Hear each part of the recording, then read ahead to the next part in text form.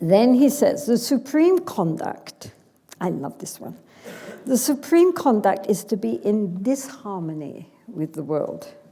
So often people point out, I think there's a misprint here. They mean harmony, of course. No. Obviously, to be in disharmony with the world does not mean you quarrel with all your neighbors, right? It doesn't mean that kind of disharmony. It means being in disharmony with the values of the world.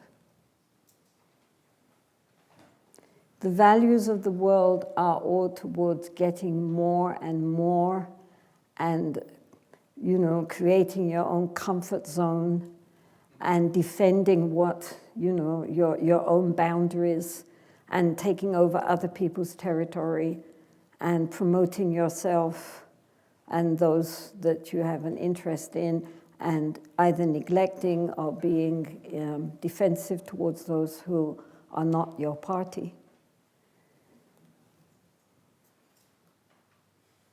It's good to be in disharmony with those values.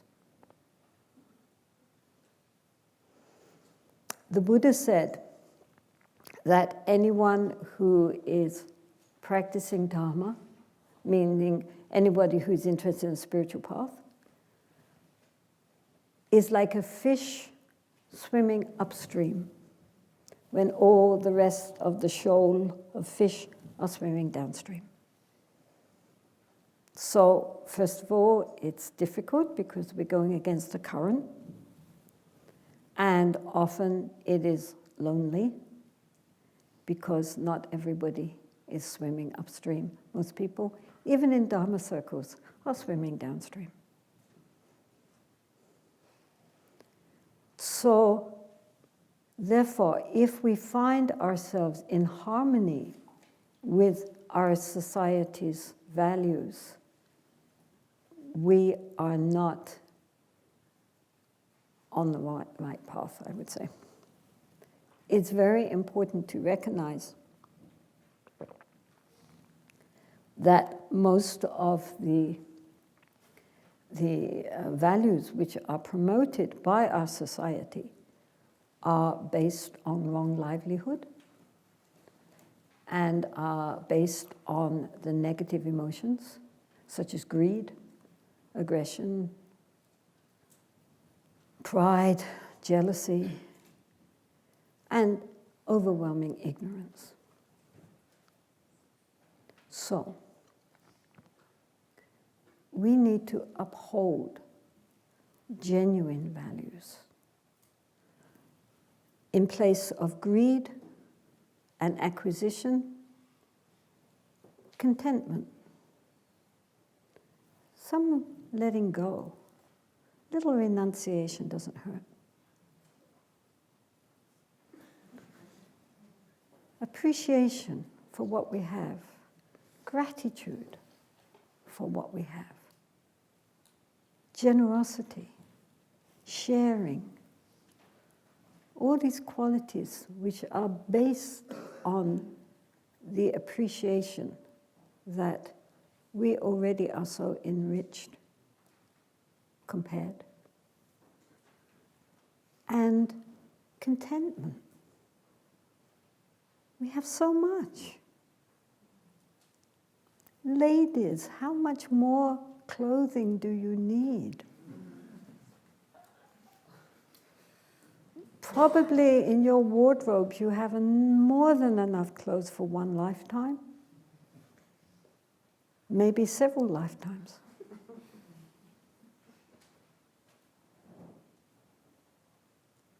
I have been in houses here where they have one person, 2 huge refrigerators plus big freezers. They're waiting for a siege.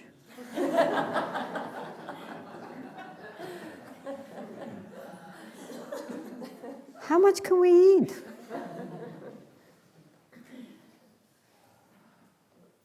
That's based on greed. So, Just that alone. Look at our greed level. You know, greeds and needs. Yes, we all need a certain amount to feel secure in this insecurity. We are never really secure, but we like to think we can be. Yeah, we need enough to eat, we need enough to wear, we need somewhere to live, we need enough income to sustain ourselves, to educate our children, and so forth, so forth. But beyond that, what do we need? You know, truly, each one, we have to ask ourselves, how much of all this do I need? How about giving away? And then, you know, just all this idea that we have to be on one side and that means we have to be opposed to the other side. And just putting more and more aggression and anger and paranoia into the universe, which doesn't need it. It's already got more than enough. This is what you're complaining about. And yet we are promoting even more. Fear, anger, frustration. We don't need that. We need more compassion, more loving kindness, more genuine kindness in the world. Kindness as one of the great qualities to give to this society. I have a mosquito that likes me.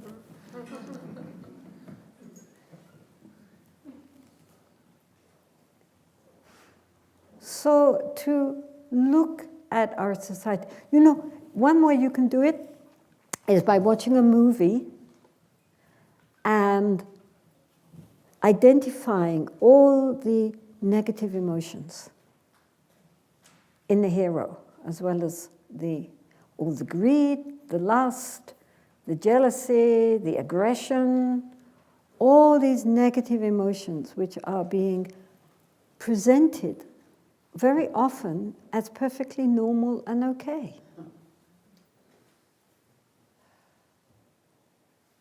But they're not okay. They might be normal, but they're not okay. And yet these negative emotions are presented in our entertainment as being perfectly valid. And yet, it causes suffering. Of course, in a movie, if there's no suffering, then what kind of movie is it? You have to suffer.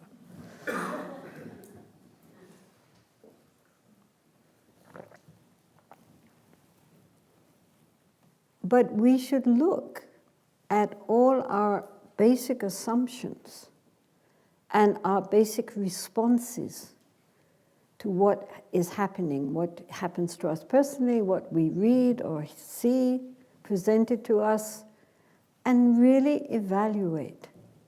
Is that based on positive emotions or negative emotions? Is what we are told in our media valid or invalid? Will it lead to happiness or will it lead to more suffering? And in this way, we have to be discriminating. And if we have any insight at all, we would see that our conduct is out of harmony with the world. We can be very friendly to everybody. It doesn't mean that we start arguing with everybody about their values compared with my superior values. But it does mean that inwardly we are treading a different path. And this is why also the Buddha emphasized the importance of good companionship. Good companionship means finding friends who share our values. I mean, they don't have to be Buddhist or even particularly spiritual, but they have to be people who value kindness, compassion, generosity, simplicity, and so forth. Because in this world, which, as I say, it's going downwards towards the